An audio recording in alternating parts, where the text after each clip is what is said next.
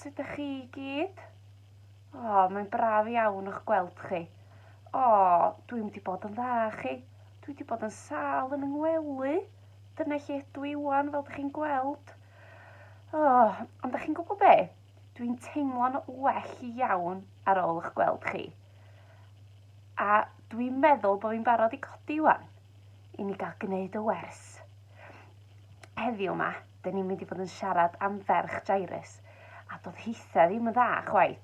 Felly, aroswch efo fi, fyddai'n barod mewn 2 chwith. Dyna welliant. Reit, dwi wedi gallu codi, dwi wedi gallu newid, unillad, a dwi wedi gallu ymed bach o ddŵr, a dwi'n teimlo lot gwell. Diolch yn fawr iawn i chi hefyd am ddod yn gwmni fi a gwneud i fi deimlo 100,000 gwaith yn well. Reit te, heddiw yma, da ni'n mynd i gael stori am ferch Jairus. Oedd yn ferch, oedd hi wedi bod yn sal iawn ers talwm. Os ein yna chi wedi bod yn sal yn eich gwely ar blaen? Oes? Wel, heddiw yma, da ni'n mynd i siarad am ferch Jairus.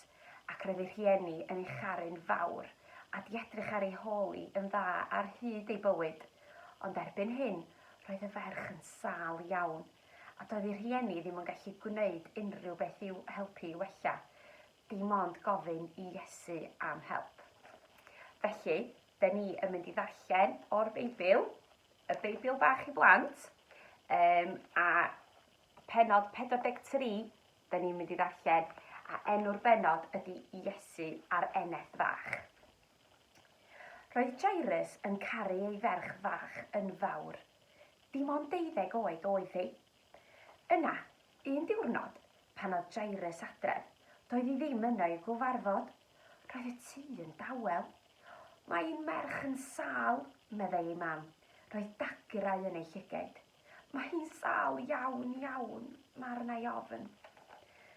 Roedd ofn ar Jairus hefyd. Beth petai ei ferch yn marw? Rhaid iddo geisio ei hachub hi. Felly aeth yn syth i chwilio am Iesu. Tyr di weld fy merch i, meddai Jairus wrtho. Os na wneud di, yna mae arna i ofn y bydd hi'n marw. Gwnaf, meddai Iesu wrtho. Ond roedd hi'n ffordd bell o'r llyn a llawer o bobl o gwmpas Iesu. O brysia, crefodd Jairus arna. Roedd o'n poeni gymaint, ond roedd y bobl yn cadw Iesu nôl o hyd a doedd o ddim yn gallu brysio. Yna, fe ddaeth neges i Jairus. Mae hi'n rhy hwyr. Mae dy ferch wedi marw. Paid â phoeni, meddai Iesu ar unwaith. Dim ond i ti gredu y gallai i ei gwneud yn well. Daeth Iesu at di Jairus hefo Pedr, Iago a Iwan, 3 o'i ffrindiau arbennig. Roedd pawb yn crio ac yn gwneud sŵn mawr. Dydy hi ddim wedi marw. Cysgu mae hi, meddai Iesu. Ond chwerthin wnaeth pawb am ei bod yn gwybod yn iawn ei bod hi wedi marw. Aeth Iesu i stafell wely'r ferch efo'i mam a'i thad, Pedr, Iago a Iwan. Anfonodd pawb arall allan. Roedd hi'n gorwedd yno ar ei gwely mor llonydd. Yna, gafaelodd Iesu yn ei llaw. Rydw i am i ti godi, fy merch fach i, meddai wrthi. Agorodd hitha ei llygaid. Mam, Dad, meddai. Yna cododd o'r gwely a cherdded. Roedd ei mam a'i thad yn dal i sefyll yn o'n syn, yn gweld ei merch yn fyw unwaith eto. Doedden nhw ddim yn gallu credu'r peth. Rhowch rhywbeth i fwyta iddi, meddai Iesu'n dyner. Aeth ei mam allan i'r gegin yn wen i gyd, roedd hi mor hapus. Wel, am stori gyda diweddglo hapus iddi, y ferch yn dod o farw yn fyw. Ydych chi rioed wedi clywed y gair gwyrth? Do? Ydych chi'n gwybod beth mae gwyrth yn feddwl? Roedd Iesu yn gallu gwneud gwyrthiau. Ac roedd Jairus yn credu fod Iesu yn gallu gwneud gwyrthiau hefyd, achos roedd ganddo ffydd. Fel yn y stori, nath Iesu ofyn, neu deud wrth Jairus, dim ond i ti gredu y gallai i wneud yn well. Ac achos bod Jairus yn credu, mi ddoth i'w ferch yn ôl yn fyw. Mae yna lot o straeon yn y Beibl sydd yn sôn am ffydd. Da chi'n gallu enwi rhai ohonyn nhw? Da iawn chi. So mae yna lot o enghreifftiau fatha yn yr Hen Testament. Mae Moses yn dydi yn rhoi ffydd i gyd yn nyw, fel i fod o'n gallu mynd ac arwain yr Israeliaid allan o'r Aifft. So mae Duw am i ni gael ffydd ynddo fe ac yn Iesu hefyd. Os oes gen i ni ffydd, yna fyddwn ni'n siarad gyda Duw mewn gweddi a gofyn am ei help i ni ein hunain ac i bobl eraill. Rwan, dwi'n mynd i symud oddi ar y soffa cyfforddus yma a mynd drwad at y bwrdd fel bod ni'n gallu gwneud crefft efo'n gilydd. Reit, da chi'n barod? Ffwr â ni. Gobeithio chi fwynhau y stori yna a bod chi wedi dallt pwysigrwydd gwyrth ac bod chi angen ffydd mwyn gallu credu. Reit, fi am i wneud chydig bach o grefft rwan. Reit, mae pawb i fod wedi derbyn y templed yma dros WhatsApp. Os da chi wedi, gret. Be am i chi wedyn ofyn i riant argraffu be sydd wedi cael ei yrru allan i chi. Os oes gennych chi ddim papur neu inc fel sydd fel arfer yn digwydd yn tŷ ni, mae'n bosib i chi jyst tynnu llun o ferch bach. Gewch chi wneud o'n debyg i hon, gewch chi wneud un fwy. Dim ond bod chi'n gallu torri'r llun allan ac hefyd torri yr ddau dwll yma hefyd.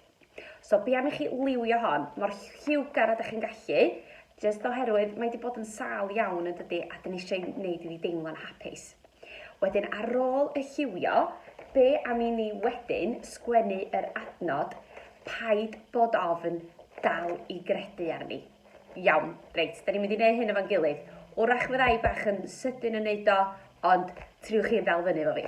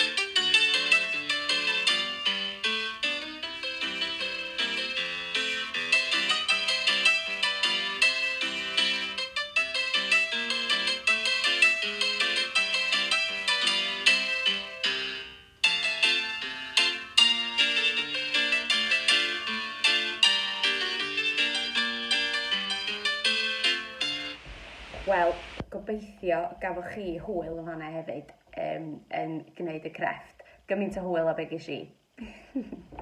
Reit, felly, da chi'n gweld y ddau dwll bach yma fan hyn? Dwi eisiau chi roed eich llaw fel hyn, a wedyn rhoi eich dau fus i fewn fel yna. A dychwch, mae'r hogan fach yn fatha bod hi'n gorwedd ar ei gwely rwan, dydy. Wedyn wrth i chi gau eich dorn, mae'n codi ar ei thraed, yn union fel ar Iesu ddeithi, am ddeffro a codi a cerdded. Da, ynde? Triwch chi wneud o rwan. Da iawn chi.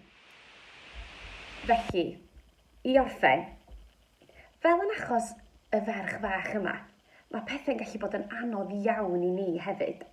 Edrych fel bod yna ddim gobaith, yn enwedig yn ystod y cyfnod clo a'r pandemig.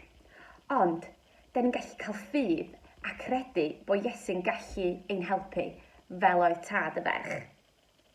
Da ni'n gallu clywed geiriau Iesu yn dweud wrth Jairus, paid â bod ofn, dal i gredu.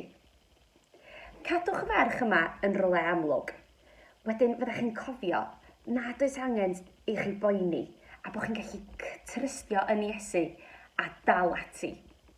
Paid â bod ofn, dal i gredu. Diolch yn fawr iawn i chi am ymuno hefo fi am ffrind bach newydd i heddiw yma. Gobeithio bod chi wedi cael amser da iawn.